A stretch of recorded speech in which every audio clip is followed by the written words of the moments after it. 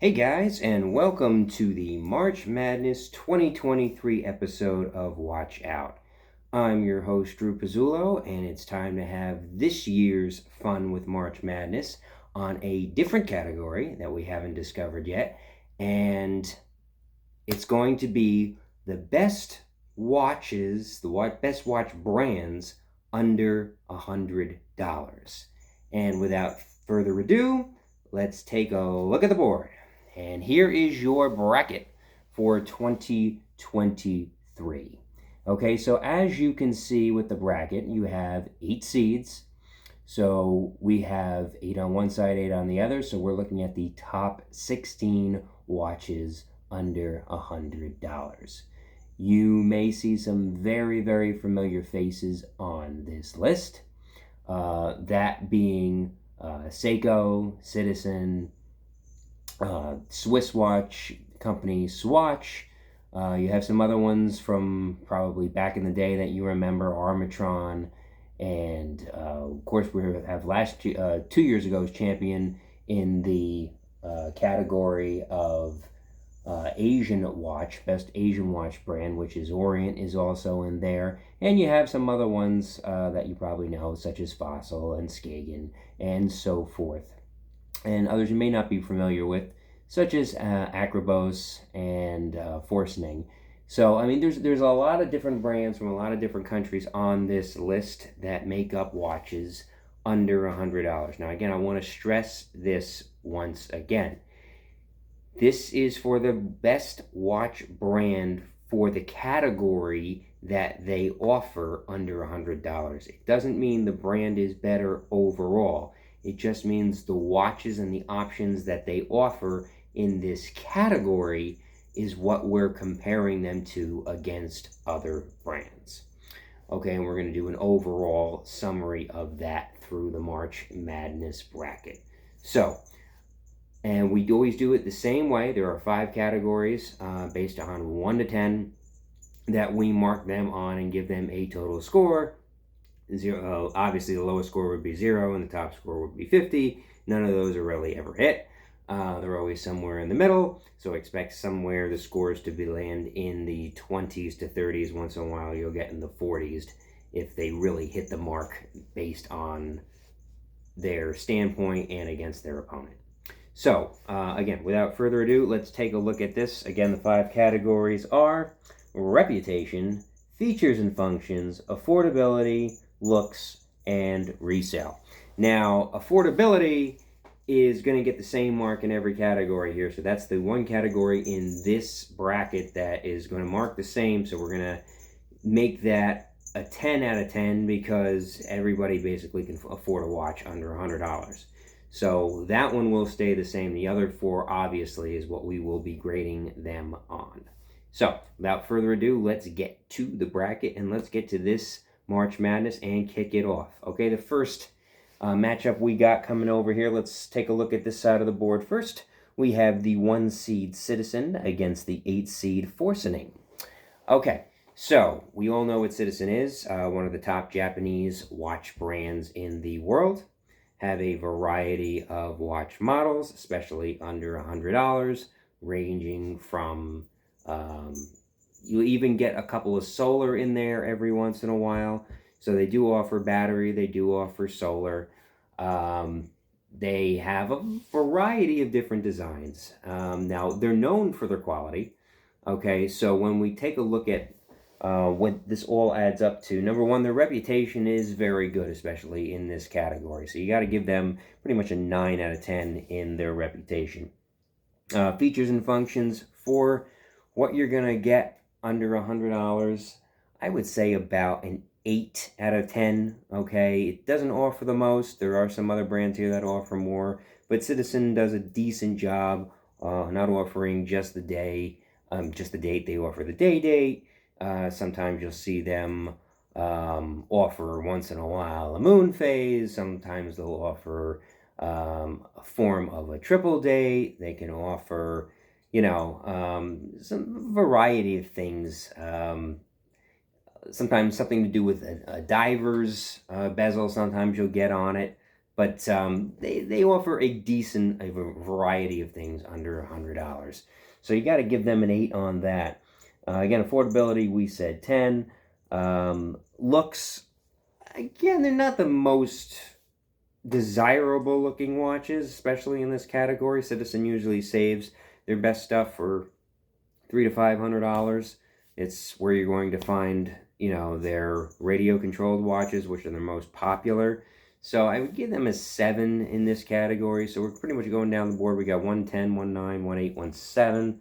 And the resale on them isn't horrible. I mean, when you're not spending over 100, obviously it's not going to hurt you too bad. So you say the resale value, you're not going to lose too much on the resale. You say it's about an 8 as well. So if you add those all together, you get, let's see, 10 plus 9 is 19, plus 8 is 27, plus 7 is 34, and the resale, what we said was about an 8, 34 and 8.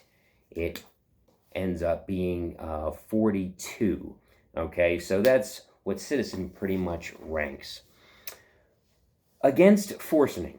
Okay, now Forcening, a lot of you may not have heard of. This is one of the top Chinese brands.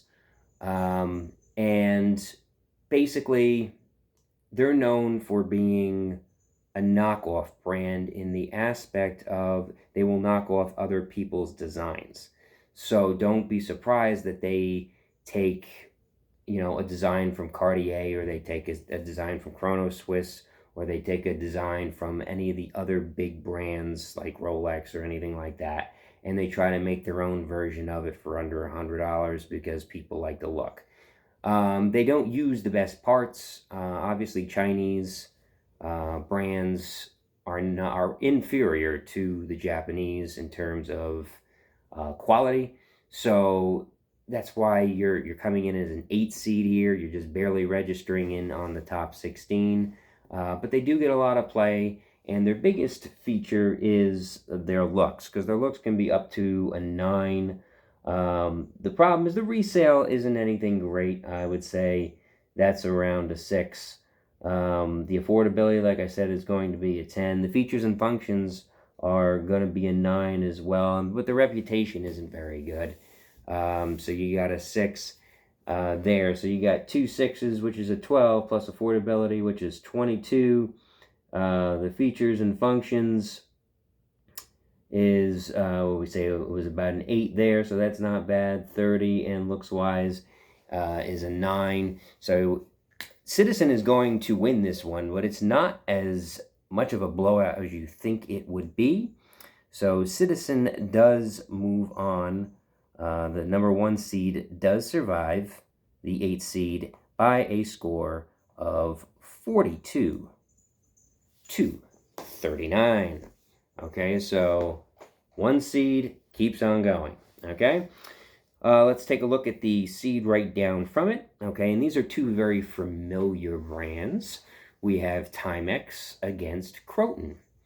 Both originally U.S. brands, ironically. So it's U.S. against U.S. here. However, that's how they all both started out. Croton has some Swiss lineage to it, as it has used Swiss parts in the past. It has had some Swiss affiliation. Timex has not. Timex has been pretty much the same company, pretty much owned through the Timex Corporation. They are who they are. They they take a licking and keep on ticking. That's what they have been known for.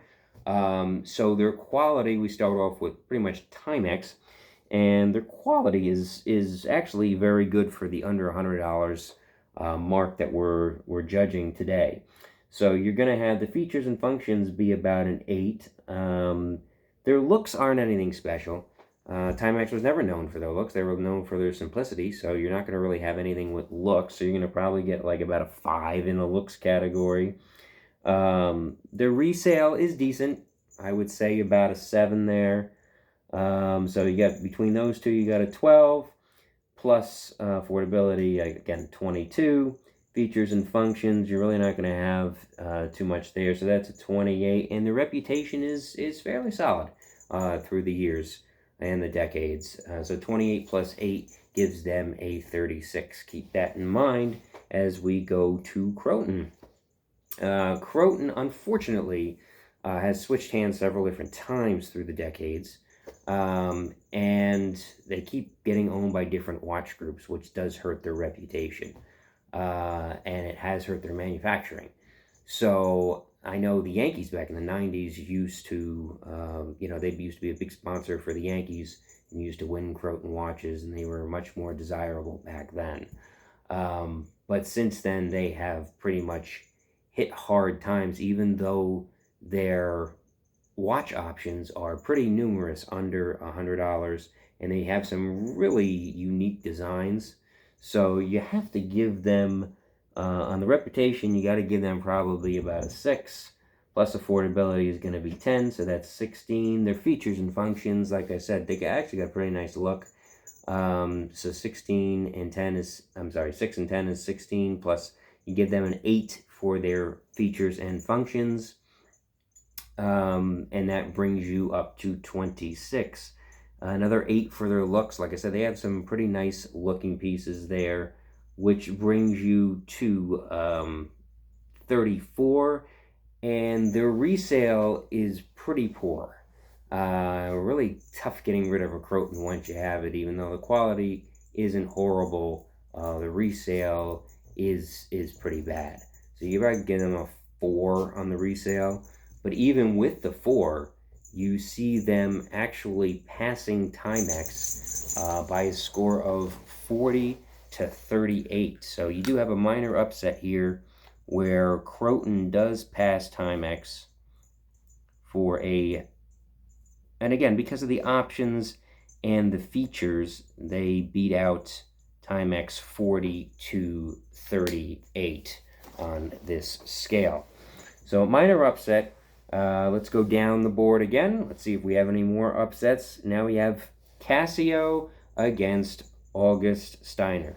Okay, so Casio everybody knows of, and you're pretty much dealing with one type of watch here, and that's going to be the Anti-Digi or the digital watch.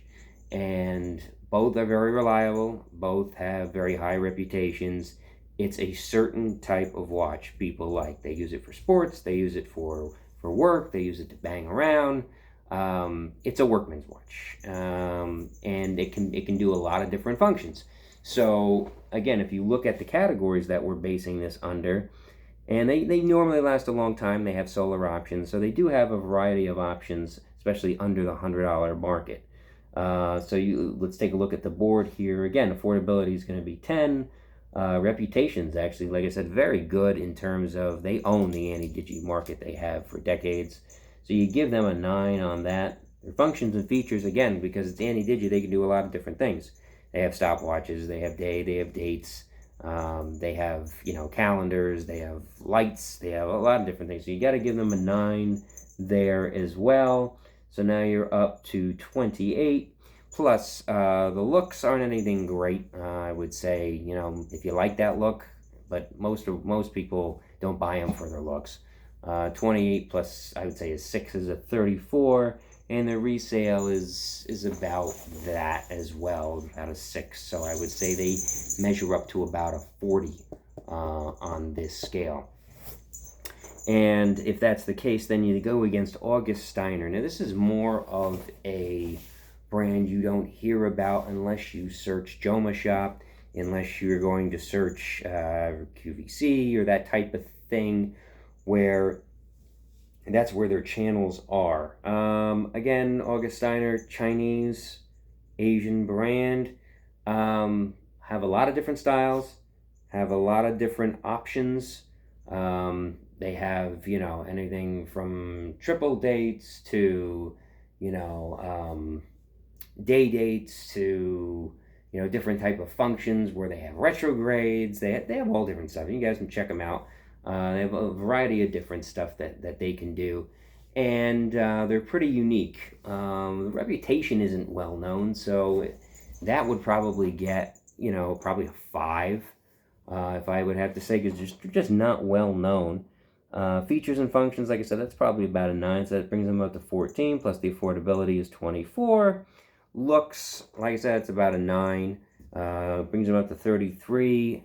And the resale, okay, here's where their resale, just, again, because they're not really known, they don't have a marketplace as something like a Casio would because of their reputation. So you got to give them a 6 on that. And when you add all that up, you're basically going to get to a score of 40 to 39 in favor of Casio. So they squeak by August Steiner in that aspect. So they move on, no upset there. Now we go to the most interesting one down at the bottom here, the 2 seed against the 7 seed. This one gets really interesting because now you're talking about Swiss against Asian here, but a different type of category. And this one is going to get very, very interesting. First, Swatch. Okay, Swatch, everybody knows. The Swiss conglomerate brand that features the low end of the Swiss market for affordability. Mostly under $100, which is right in our sweet spot that we're talking about today. However, even they have a lot of cool designs. They're known for a lot of colors and a lot of kids watches and a lot of sports and everything else. They're licensed through the Yin Yang, and they got a lot of different things going on. However, their quality, to be totally honest with you, especially under the $100 category, sucks. And this is what makes this a very, very intriguing matchup, because their quality blows. They use plastic, they use rubber, they use vinyl, they use the cheapest possible materials. Even though their movement's good, because it's a Swiss movement, and that's always quality, their other parts tend to break down and just break. They're not known for great water resistance either.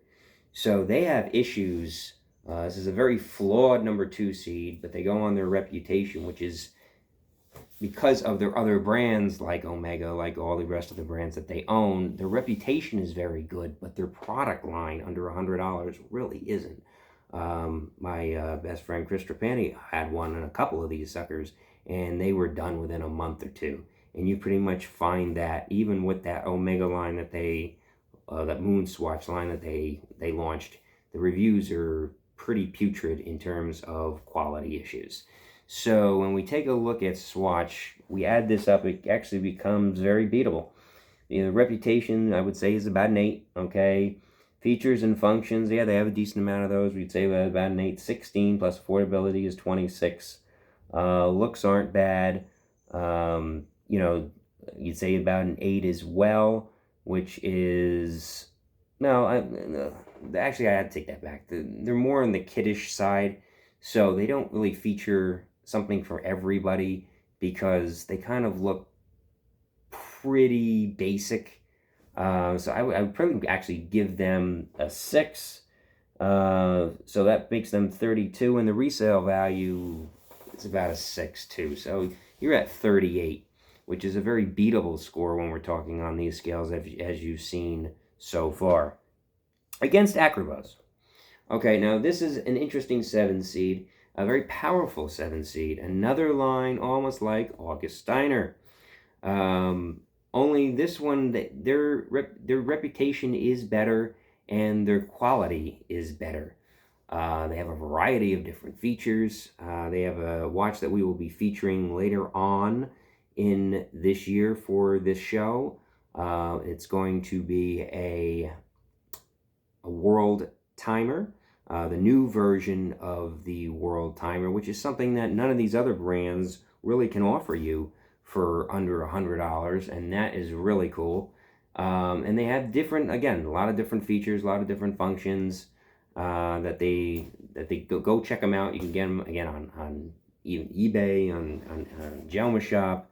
So they do have a lot of different aspects and features to them, and their quality is very good. So when you start adding this stuff up and you compare them to Swatch, and I would assume my friend Chris would agree, their reputation, okay, not as well known, so you'd have to give them probably a 6 on that. Their features and functions are about a 9. That brings you up to 15. Affordability is 25. Their looks are about, they're really nicely looking watches. You probably give them about 9 too. So that brings you up to 34. And their resale, they actually have a decent resale value, which probably about a 6 is about fair. But when you add it all up, Acrobos is moving on with the upset over Swatch, which is not something that most people would have figured by doing that in a 40 to 38 score. And that is this side of the bracket. So, as you can see, you have Citizen, you have Croton, Casio, and Acrobos all moving on. The 1 seed, the 5 seed, the 3 seed, and the 7 seed. So you got some upsets on this side of the board that really you probably wouldn't have figured unless you delve into it like we're doing right now. Let's flip over to the other side of the board and see how we're going over here.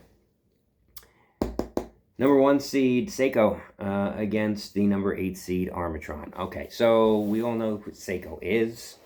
One of the biggest Japanese watch brands in the world as well, like Citizen, the biggest 2 competitors out there. And they are extremely versed in this category, as in many other categories, with a lot of different features and functions, and everybody knows Seiko. They're pretty basic with their designs. Everybody knows them for their divers watches. Everybody knows them for a variety of things. Some people absolutely love them. Other people are just like, okay, it is what it is. But whatever you think of them, they're reliable, they last a long time, and they're well known. So if we add all these suckers up from the 1 seed, you get a reputation, let's say that's a 9. Features and functions are about an 8. That's 17, plus affordability is 27. Looks-wise, you're probably going to get another 8 off that. So you got 35. And the resale is pretty good. So you got another 8 there. That's 43. That's a very, very solid score. The highest score of the night so far against Armatron. Armatron... Man, their heyday was in the 80s and the 90s when they were used for marathons and got a cult following. Again, known for being more like a Timex that can just take a beating.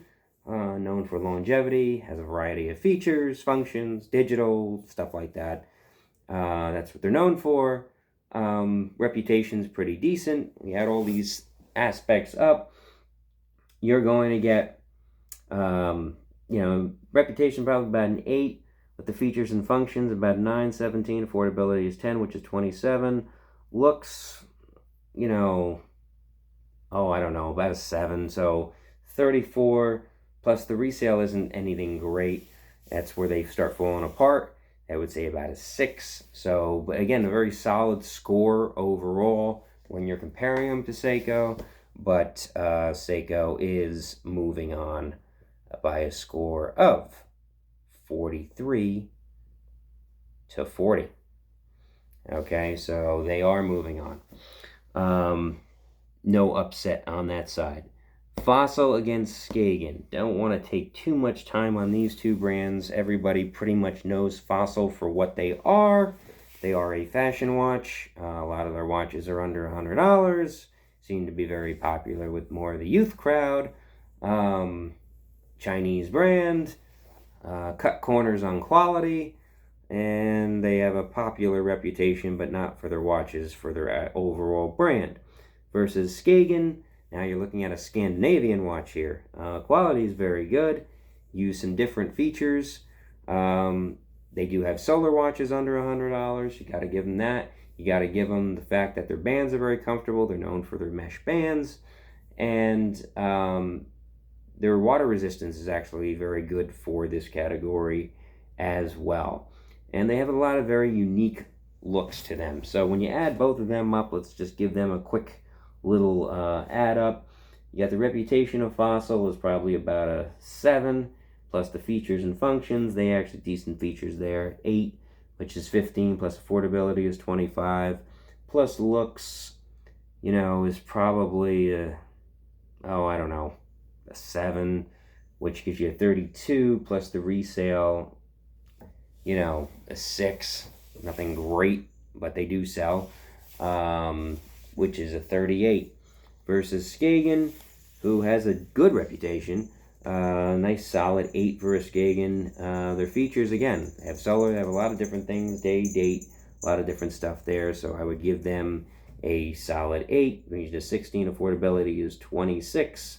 Their looks are a solid 8. So, they're pretty much 8s across the board here. 34 plus the resale, which is actually pretty decent. I'd say about a 7. So they are actually going to be moving on. A slight little upset by seed-wise. Hello, my love. This is my puppy Reese's. 41 to 38. Sorry, that looks like a 44. We'll fix that. 41 to 38. Here's my little co-host. There we go. Yeah, I know. She joins us on quite a few episodes. This is going to be fun now.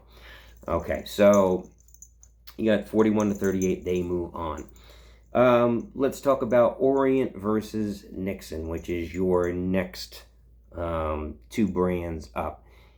This is where it gets interesting. Okay, Orient was your winner 2 years ago in the Asian category of Best Asian Watch. But again, we're talking about their watches that they offer at $100 or below. It has to be under $100.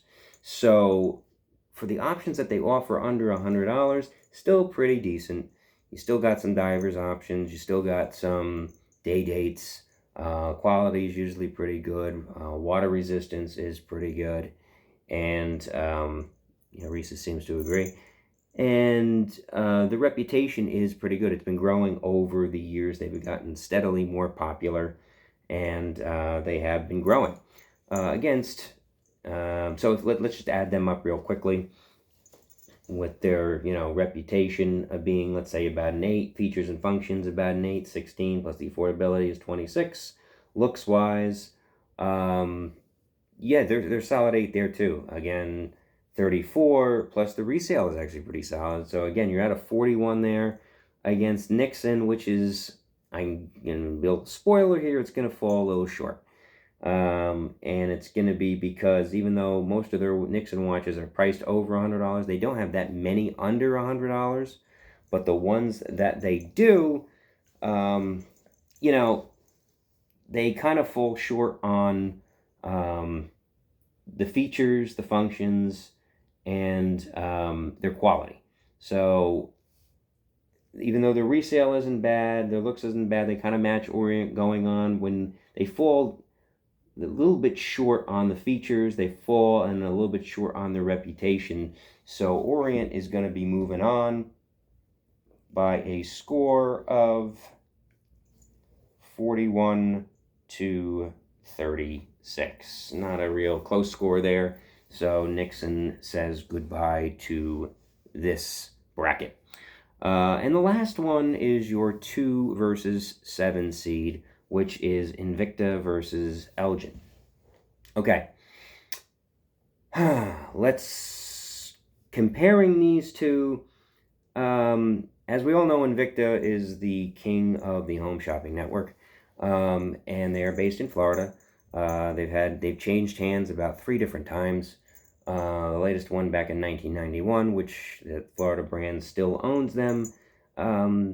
You pretty much know them for a lot of different things. They have a lot of different designs, a lot of different features, a lot of different cool-looking designs. They got tourbillon looks, they got skeleton looks, they got everything in terms of, affordability of divers watches and everything else that you could pretty much ask for.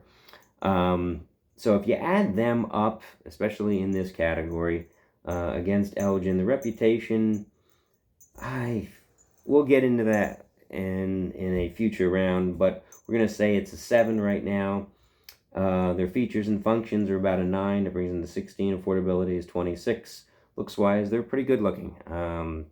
It brings you to 34, and their resale, under $100, they do resell. So plus 8 is about 42. Against Elgin, who, again, another changer of hands several different times, have now pretty much ended up in a Chinese hands at this point. And it's a conglomerate, kind of gets lost in the conglomerate. They were known as a Swiss/American brand back in the early days. Much better reputation back then. Used gold in their watches, and were known for war making. They had a deep history. Unfortunately, their present isn't as good as their past, so that really hurts them in the long run. And against Invicta, they're going to fall short on the resale. The new ones, especially the ones that go under $100, they really don't have too much of a resale. And in terms of their functions and features, they don't offer a lot of them, and their quality isn't that good. So when you add those both up, Invicta will be moving on by a score of 42 to 36. Okay, so there are your Elite 8 that we're looking at here. We got the 1 seed moving on, the 5 seed, the 3 seed, and the 2 seed. Now, this is not a bracket of upsets. Over here we have some upsets, and now we're going to see how they face off against each other in the Elite 8. First off, in this round, you got Citizen against Croton. Okay, so if we look at the scores from the first round, okay, we see how they match up. The question is there anything that can persuade us to go with Croton over Citizen? And the answer is no. So, when you compare those two brands, Citizen is the better one, especially in terms of reputation and in terms of resale. The features and functions are about the same, and the looks probably are about the same. So again, you're going to be having Citizen move on to the Final Four. Not a big shock here. And basically, when you look at your next competitors over here, which is Casio versus Acrobos, here is interesting because they match out at the same category, 40 versus 40. So which brings you into an overtime score of which would you rather have. That's where it gets interesting. That's personal choice. Do you prefer anti-digi or digital watches, or do you prefer your analog watches that tell traditional time? And I don't know. I always had a feeling I prefer, if it's me and I'm the one judging this, I prefer traditional over digital, especially when it comes to water resistance. Digital has a tendency to short out.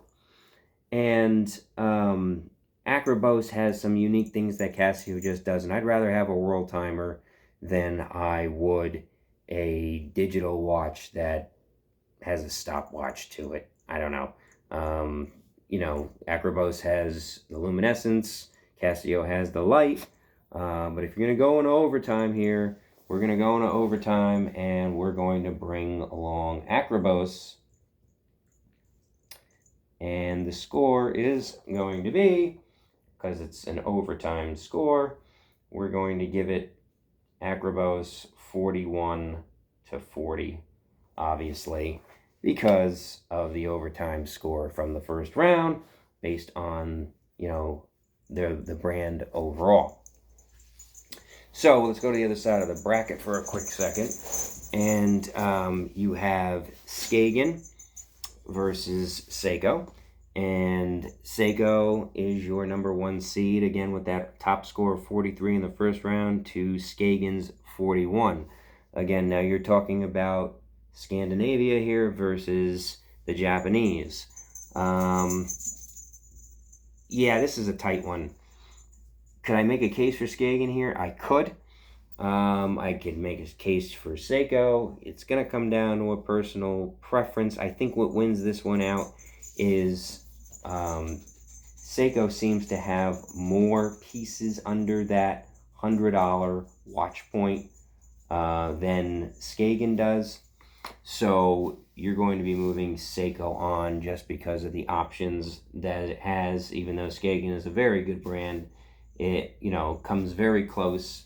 But again, that score would probably have to be 43 to 41. Nothing to sway that there in that aspect. So, and the last one to jump into our final four would either be Orient or Invicta. Well, if we look at the first round scores, we got a score of 42 to 41 in favor of Invicta. But can you make a case for Orient here? Yes. And what would that case be? Well, this is where I'm going to break it to Invicta and break it to them hard. My case would be Invicta loves using their oversized watches as their main differentiator. Most of their watches, I'd say 80 to 90% of their watches, are 48 millimeters and over. Nobody wants to wear, most of the public does not want to wear freaking watches that are 55 millimeters, 58 millimeters. These ginormous, humongous watches that rappers would wear that can't even fit under a sleeve and are so heavy and are so bulky and are so ominous. Orient fits more the mainstream. Orient goes more towards the 38 to 40 to 42, sometimes 44 millimeter. It's where the rest of the industry is. Invicta likes to go larger. I would say, if up to me, and I'm making the personal thing here on swinging between these two brands, would I rather have an Orient or an Invicta based on the options I have for $100 and under? I'm going to bring the reigning champion from 2 years ago to the next round.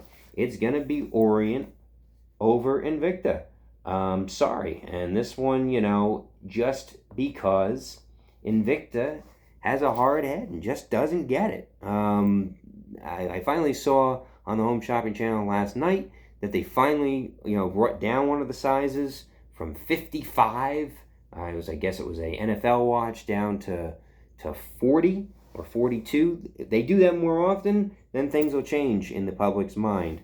But most people think that people who aren't Invicta heads think that Invicta watches are just cumbersome, and even though their quality can be decent, and they have some really cool designs, they just get under people's skin with how big they go, and they just keep going. Try going to one of these stores, watch a regular watch size, and then compare it to an Invicta.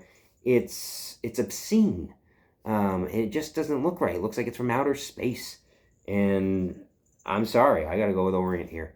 It's just a better size for that category that fits more people.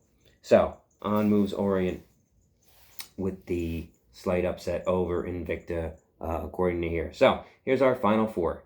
Citizen, Seiko, Acrobos, and Orient. All right, so let's do the right side of that bracket a little first. So it's Seiko against Orient.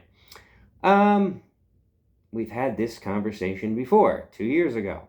However, that was the overall brand. We're talking about the watches from $100 and less. Okay, so we're under $100. And when you're talking about the options that Orient has based on the options that Seiko has, it becomes very, very, very close. However, at the end of the day, Seiko is going to win this time. They just have more options for under that $100 price point that is just going to last pretty much longer than Orient will, even though Orient's got a lot of unique features, probably more than Seiko does. Seiko's got a better solar option, and the quality is a little bit better in this category of under $100 than I would say Orient is, and Seiko is just a little more polished there. So this time in this bracket, Seiko's going to upset Orient.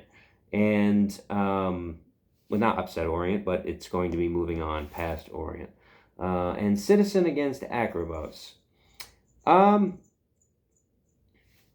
Geez. When you go back to their top scores, 42 against 41, can I make a case between Acrobos and Citizen? I can make a case for both of them. Unfortunately, the reputation for Acrobos is not the same reputation as it is for Citizen. Citizen wins on this category. Features and functions would go to Acrobos. That's 1-1. Portability is the same. Looks would go to Acrobos as well. Resale would go to Citizen. Now you're at 2-2, going into overtime. I mean, Acrobos is really making a solid case here against Citizen, especially with the watches under $100. It comes down to personal preference. Yeah, I'm actually going to throw a huge upset here. I'm going to go with Acrobos over Citizen in overtime. Because I just like the look of Acrobos watches a lot better than I do Citizen. They're too plain for me. Even though, Citizen's got a sterling reputation. Like I said, when you put them against these 5 categories, they map out 2-2.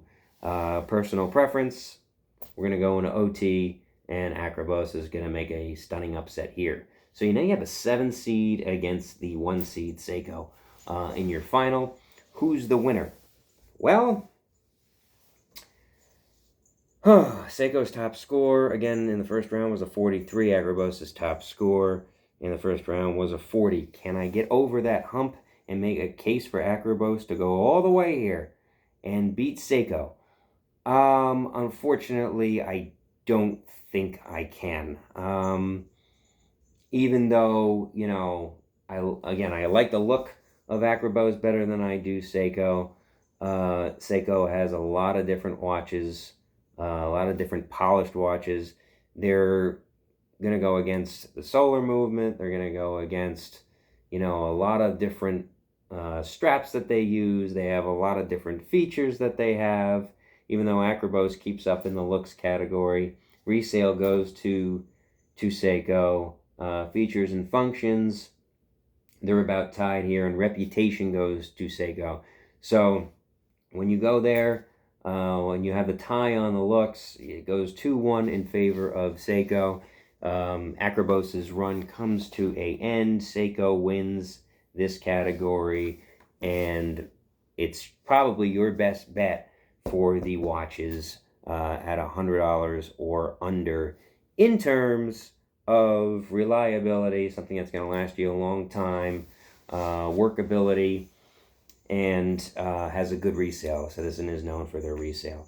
So again, thank you everybody for joining us for this March Madness. Congratulations to Seiko for winning the 2023 bracket for watches under $100, as it was a lot of fun. Please stay tuned for our next episode, as we will have plenty of watches in the pipeline, and I look forward to seeing you on the next episode of Watch Out.